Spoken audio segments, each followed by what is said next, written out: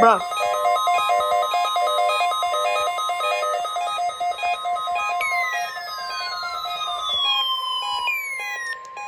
Required weekly test. Why did you not go off? Signal was a test of the NOAA radio public warning system. Stupid Specially built dumbass. receivers are activated by the signal to warn of severe weather or other hazards. Tests are normally conducted each Wednesday between 11 a.m. and noon, and again between 6 and 8 p.m. If severe weather is expected on Wednesday, the test will be postponed until the next day, weather permitting. Reception of this broadcast, and especially the warning signals, can vary at any given location.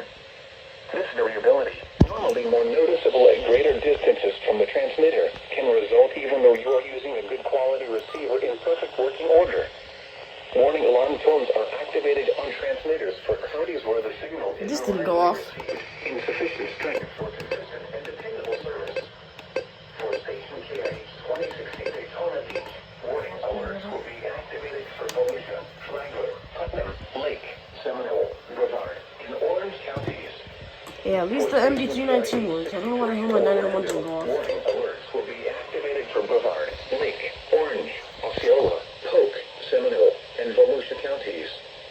For station WXJ70 in Melbourne, warning alerts will be activated for Brevard, Indian River, Orange, and Osceola counties. For station WWS69 in Fort Pierce, warning alerts will be activated for Indian River, Martin, Okeechobee, and St. Lucie counties. This has been a test of the NOAA radio public warning system. We now return to the regular broadcast program.